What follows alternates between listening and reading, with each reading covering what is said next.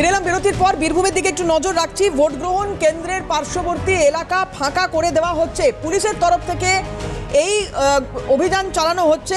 অপ্রীতিকর ঘটনা এড়াতে কিউআরটি টিম তারা যথেষ্ট সক্রিয়। মাইক হাতে এলাকা ফাঁকা করার ঘোষণা চলছে। কেন্দ্রীয় বাহিনী রয়েছে। বীরভূমের দুবরাজপুরের ছবি এটা, যে ছবি আপনাদের দেখাচ্ছি। কিউআরটি তারা অপ্রীতিকর ঘটনা এড়াতে যথেষ্ট তৎপর। কেন্দ্রীয় বাহিনী রয়েছে সঙ্গে।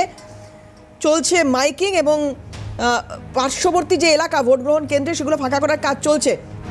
কমিশনের তরফ থেকে যে কথা বলা হয়েছিল, মানে নির্দেশিকা যেটা বলা হয়েছিল যে 100 মিটারের মধ্যে এই গন্ডি কাটা হচ্ছে, লক্ষণ রেখা দিয়ে দেওয়া হচ্ছে। ভোটাররা সেখানেই থাকবেন এবং কোনো বহিরাগত যাতে ভেতরে প্রবেশ করতে না পারে তার জন্য নির্দিষ্টভাবে নিরাপত্তা রক্ষীদের বলা হয়েছে এবং সর্বোচ্চ ক্ষমতা কেন্দ্রীয় বাহিনীকে দেওয়া হয়েছে।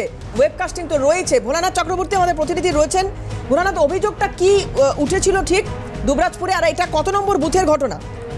দেখো, দুবরাজপুরের অধিকাংশই যে বুথগুলো আছে তার সামনেই কিন্তু মানুষজন সেখানে জমায়েত হয়ে আছে। এরপরেই সেখানে কেন্দ্রীয় বাহিনী এবং অন্যান্য পুলিশ আধিকারিক যায়, সেখানে কিন্তু তাদেরকে সরিয়ে দেয় এবং এবং মাইকে করে হ্যান্ড মাইকে করে বলা হয় যে বুথের কাছাকাছি 100 মিটারের কাছাকাছি তারা যেন না থাকে। ফলে শুধু একটি বুথে নয়, দুবরাজপুরের শহরে বিভিন্ন বুথের সামনেই কিন্তু এই অবস্থা ছিল। সেখান থেকে তাদেরকে সরিয়ে দেওয়া হয়, সেখানে যাতে কেউ না ঢুকতে পারে 100 মিটারের মধ্যে, তার জন্যই কিন্তু এই ধরনের উদ্যোগ নিয়েছে কেন্দ্রীয় বাহিনী।